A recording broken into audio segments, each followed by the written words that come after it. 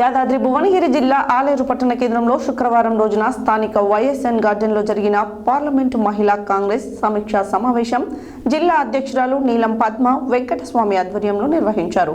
ఈ కార్యక్రమానికి మహిళా రాష్ట్ర కాంగ్రెస్ అధ్యక్షురాలు సునీతారావు ముఖ్య అతిథిగా పాల్గొని మాట్లాడారు. యాదాద్రి భువనగిరి జిల్లా ఆలేరు పట్టణ కేంద్రంలో శుక్రవారం రోజున స్థానిక వైఎస్ఎన్ గార్డెన్లో భువనగిరి పార్లమెంటు మహిళా కాంగ్రెస్ సమీక్షా సమావేశం జిల్లా అధ్యక్షురాలు నీలం పద్మ వెంకటస్వామి ఆధ్వర్యంలో నిర్వహించారు.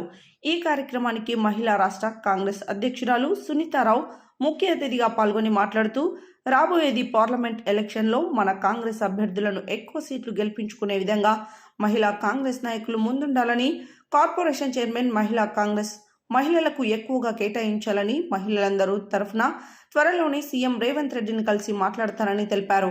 ఈ కార్యక్రమంలో నల్గొండ జిల్లా మహిళా కాంగ్రెస్ అధ్యక్షురాలు మాధవి, జనగాం జిల్లా అధ్యక్షురాలు ఇందిరా, సిద్దిపేట అధ్యక్షురాలు ముత్యం లక్ష్మి, రాష్ట్ర secretary Pavani, general secretary Pushpa Reddy, జిల్లా కమిటీ మెంబర్లు అదిత, స్వప్న, పద్మ, సునీత, ఆలేరు 1వ ward councillor Chintalapati Sunitha Srinivasa Reddy, single window director Kattegommula Sagar Reddy, Congress senior నాయకులు ఎంఎస్ విజయ్ కుమార్, పారునంది భాస్కర్, నీల వెంకటస్వామి తదితరులు పాల్గొన్నారు. మన మహిళా కాంగ్రెస్ అధ్యక్షురాలు అయిన తర్వాత ఈ యొక్క 37 జిల్లాలను వెంటనే ఏకకాలంలోనే ఒక నెల 15 రోజులలోనే మొత్తం స్టేట్ బాడీ వేయడం జరిగింది. దానితో పాటు 35 జిల్లా ప్రెసిడెంట్లను కూడా వేయడం జరిగింది. ముఖ్యంగా మహిళా కాంగ్రెస్ అంటే ఒక గుర్తింపు వచ్చింది.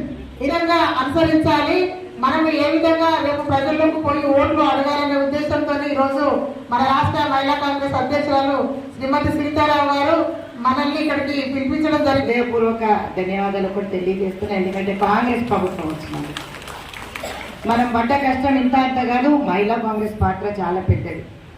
50% కాదు 51% ఉన్న మహిళలు ఈరోజు నిజంగా కూడా చాలా పని చేస్తున్నాం. తీరా మన సమయంకి వచ్చే వరకు మనకు అన్నిట్లో ఎక్కడో ఒక దగ్గర మనకు కరెక్ట్ పొజిషన్స్ ఇవ్వలేకపోతున్నారని అనిపిస్తున్నది. ఇక్కడ కూర్చున్న తోటి చెల్లెళ్ళందరూ కూడా ప్రతి ఒక్క అన్నకి డిసిసితో పాటు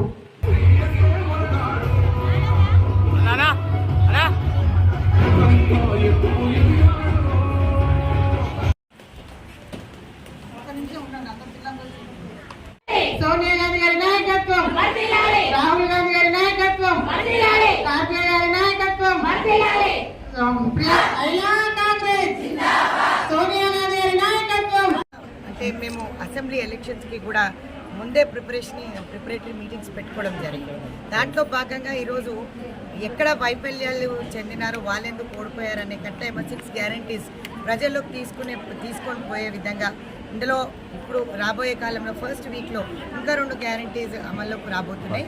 ఇదే కాకుండా mandal party presidents, mandal committees, దాంతోపాటు బ్లాక్ ప్రెసిడెంట్స్, బూత్ ప్రెసిడెంట్స్, ఇదే కాకుండా వార్డ్ కమిటీస్ కూడా వేయడం జరుగుతుంది.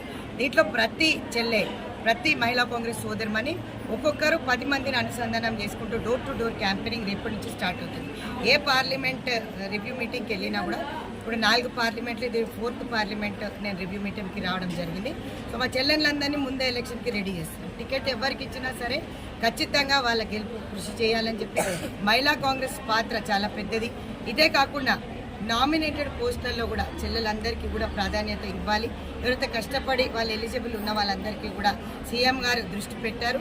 ఖచ్చితంగా వీళ్ళందరూ కూడా పార్లమెంటు తర్వాత 100% మహిళా కాంగ్రెస్కి పెద్దపీట వేస్తానని కూడా మాట ఇచ్చారు రేవంత్ రెడ్డి గారు.